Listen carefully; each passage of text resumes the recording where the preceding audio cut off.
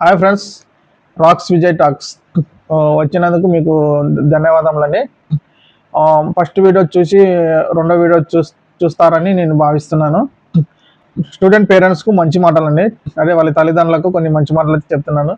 పిల్లల భవిష్యత్తును తీర్చిదిద్దడంలో ఉపాధ్యాయులతో పాటు తల్లిదండ్రుల పాత్ర ఎంతో కీలకమైనది. నేటి పోటీ ప్రపంచంలో పిల్లలపై ఒత్తిడి పెంచకుండా వారిని మంచి మార్గంలో నడిపించడానికి తల్లిదండ్రులకు ఉపయోగపడే కొన్ని మంచి మాటలు మీకోసం అండి. పోలికలు వద్దు, ప్రోత్సాహం వద్దు. పోలికలు అనేది వద్దండి, ప్రోత్సాహం అంటే మోటివేషన్ అనేది కావాలన్నమాట. వేలు ముద్రలు వేరు, అంటే వేలు ముద్రలు వేరు ఉంటాయి, పిల్లల ప్రతిభ వేరు అనమాట.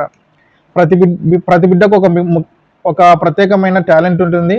పక్కింటి పిల్లలతోనూ క్లాస్ టాపర్లతోనూ మీ పిల్లలను అస్సలు పోల్చకండి. ఆ పోలిక వారితో ఆత్మ న్యూన్యతా భావాన్ని పెంచుతుందన్నమాట. మార్కులే సర్వస్వం కాదు.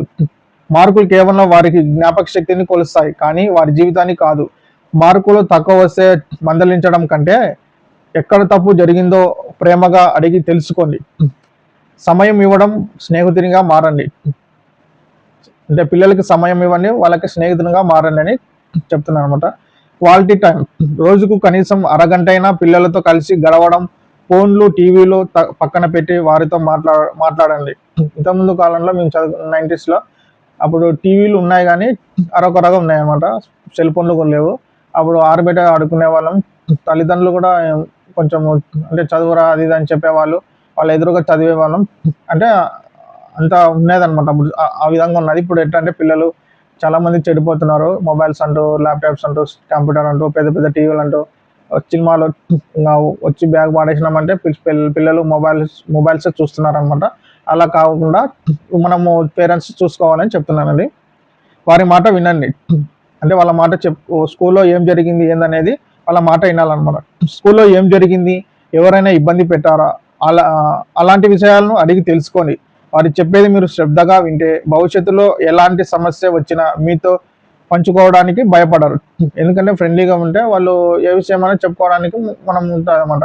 మనము కోపగించుకున్నాం అనుకో, ప్రతి పిల్లలు చాలామంది చెప్పుకోరు. మా నాన్న అరుస్తాడు, కొడతాడు అది అని అనుకుంటారు అనమాట. ఎందుకంటే మా నాన్న అయితే నేను ఫ్రెండ్లీగానే ఉంటాను, ప్రతి విషయం చెప్తాను, ప్రతి విషయం చేస్తాను అనమాట. నేనైతే మా నాన్న ఫ్రెండ్లీగా అయితే ఉంటాను అన్నమాట. ఆ విధంగానే ఉండాలి అందరూ. క్రమశిక్షణ, ప్రేమల సమతుల్యత. అతిగా ముద్దు చేస్తే పిల్లలు పాడవుతారు, అతిగా కొడితే పిల్లలు దూరం అవుతారు. తప్పులను సరిదిద్దే పద్ధతి. పిల్లలు తప్పు చేసినప్పుడు అందరి ముందు తిట్టకండి, కొట్టకండి. ఒంటరిగా ఉన్నప్పుడు తప్పు వల్ల జరిగే నష్టాన్ని ప్రేమగా వివరించండి. చాలామంది పేరెంట్స్ మందిలో కొడితే వానికి సిగ్గు వస్తుందని చాలామంది పేరెంట్స్ పిల్లల్ని మందలిస్తారు. కానీ ఇప్పుడున్న జనరేషన్లో ఏమనుకుంటారంటే వాళ్ళ ముందు మా నాన్న ఇట్ట కొట్టాడు అది ఇది అని బ్యాడ్ డాడీ అది ఇది అని అనుకుంటారు. కాబట్టి ఇంట్లోకి తీసుకెళ్ళి మంచిగా చెప్పండి, ఏరా ఇట్లా ఏదని చెప్పండి, మందలించండి, చిన్నగా చెప్పండి, అలా చేయకురా ఇలా అది అని చెప్పండి.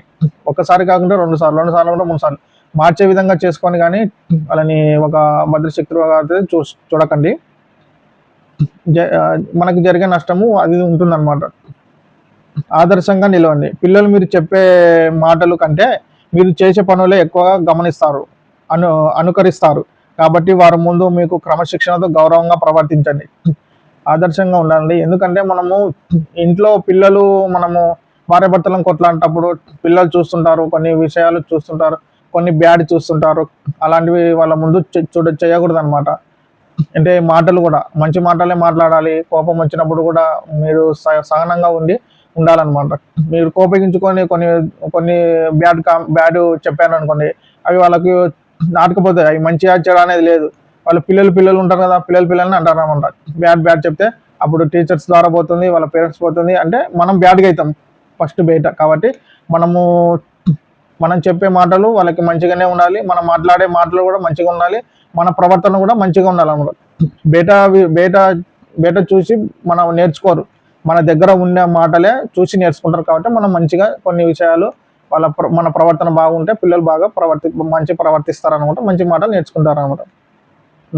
నాలుగో పాయింట్, ప్రయత్నాన్ని అభినందించండి. అంటే వాళ్ళ ప్రయత్నం అనేది ప్రౌడ్ ఆఫ్ యూ బాయ్ అది అని కొంచెం వాళ్ళని ప్రోత్సహించాలన్నమాట. ఫలితం కంటే ప్రయత్నం ముఖ్యం. పరీక్షలలో ర్యాంకు రాకపోయినా వారు పడిన కష్టాన్ని గుర్తించి అభినందించండి. నువ్వు బాగా కష్టపడ్డావు నాన్న, వచ్చేసారి ఇంకా బాగా చేయగలవు అనే ఒక మాట వారికి కొన్నంత బలాన్ని ఇస్తుంది. అదే అండి ఫలితం, ప్రయత్నం అనేది చాలా విలువైనది. ఇప్పుడు 50 మార్కులు వచ్చాయని అనుకోండి, మళ్ళీ నెక్స్ట్ పిల్లల్ని ఒక ప్రోత్సహించాలా, నాన్న ఇప్పుడు 50 మార్కులు వచ్చాయి కదా, ఇంకా కొంచెం కష్టపడి 70 60 ఆ విధంగా చదువుకోవాలి నాన్న, ఒకరితో పోల్చకుండా మంచిగా నీ నీ జ్ఞానం నీ దగ్గర పెట్టుకొని మంచిగా చదువుకో, మంచి అది అని ఒక మోటివేషన్ ఇవ్వాలన్నమాట పేరెంట్స్. ఐదో పాయింట్, గ్యాడ్జెట్స్కు దూరం, ఆటలకు ప్రధానం. అంటే స్క్రీన్ టైం తగ్గించండి. పిల్ల చదువు సారీ స్క్రీన్ టైం తగ్గించండి. చదువుతో పాటు శారీరక శ్రమ కూడా చాలా అవసరం. ఫోన్లు, వీడియో గేమ్స్ బదులు మైదానంలో ఆడే ఆటలను అలవాటు చేయండి. ఇది వారి మానసిక శారీరక ఎదుగుదలకు తోడ్పడుతుంది. ఇదండి స్క్రీన్ టైం తగ్గించండి. స్క్రీన్ టైం అంటే ఏం లేదండి, పిల్లలు చదివే టైంలో స్క్రీన్ అంటే మనము టీవీ చూస్తుంటాము, కొంచెం ల్యాప్టాప్ చూస్తుంటాము, లేకుంటే ఏదన్నా గేమ్స్ కూడా ఆడుతున్నాం. కొంతమంది పేరెంట్స్ చిన్నపిల్లల మనస్తత్వంతో వీడియోస్ చూస్తుంటారు, మొబైల్స్ చూస్తుంటారు. కాబట్టి అలాంటివి వాళ్ళ ఎదురుగా చూడకూడదు అనమాట. ఎందుకంటే పిల్లలు మనం చెప్పాను కదా ఇంతకుముందు, మనం చేసే ఏ పనులైనా వాళ్ళు చేస్తుంటారు కాబట్టి వాళ్ళ ముందర స్క్రీనింగ్ అనేది తగ్గించాలి. మనం తగ్గాలి, ఫస్ట్ తగ్గిస్తే వాళ్ళు తగ్గిస్తారు అనమాట. ఇంకోటి, ఇప్పుడు పిల్లలు చాలా మంది ఇంట్లోనే ఉంటారు కాబట్టి మనము పేరెంట్సే వాళ్ళ ఫ్రెండ్స్ లాగా వాళ్ళకి ఆడిచ్చే విధంగా చేయాలి. మనకు వచ్చే విధానంగా కిటికీటో లేకుంటే వాలీబాల్ ఏదో బాల్స్ తీసుకొని బయట ఒక గంట ఆడించినాం అనుకో, మైండ్ ఫ్రెష్ ఉంటుంది, మంచిగా మనకు ఫ్రెండ్లీగా ఉంటారు. వాళ్ళ పిల్లలు ఎదుగుదల కూడా మంచిగా ఉంటుంది అనమాట.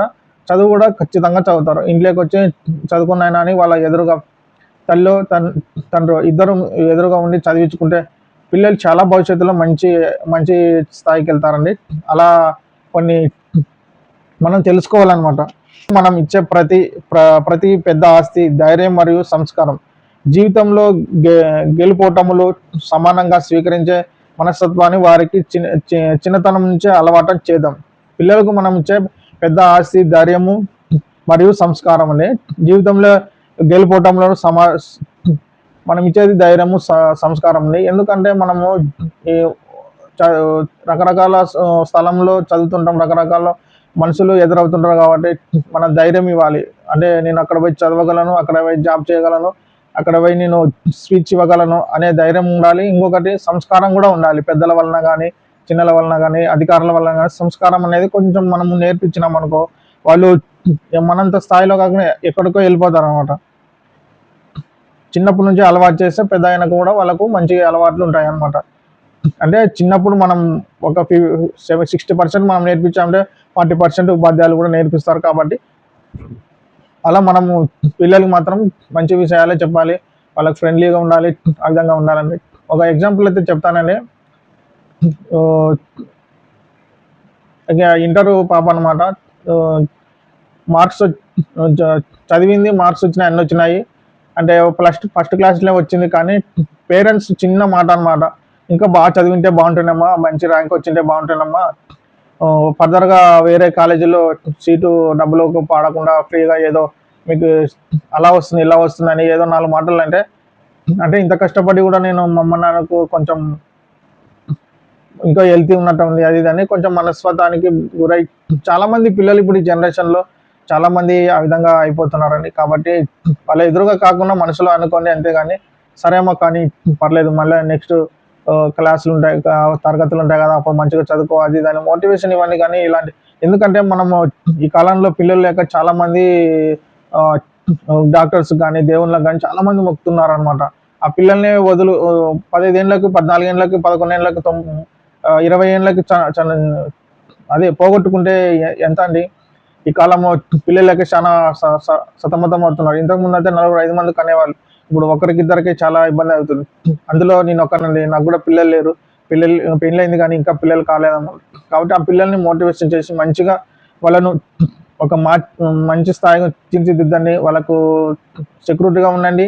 ఇంకొకటి, వాళ్ళు ఏం చేస్తున్నారో ఏదైనా మీరు ఒక సెక్యూరిటీ గార్డ్ అంటారా, ఏదనుకుంటారో పర్లేదు, ఆ విధంగా మీరు వాళ్ళకి మోటివేషన్ ఇవ్వండి, వాళ్ళతో పాటు ఉండండి, వాళ్ళతోని ట్రావెల్ కాండి.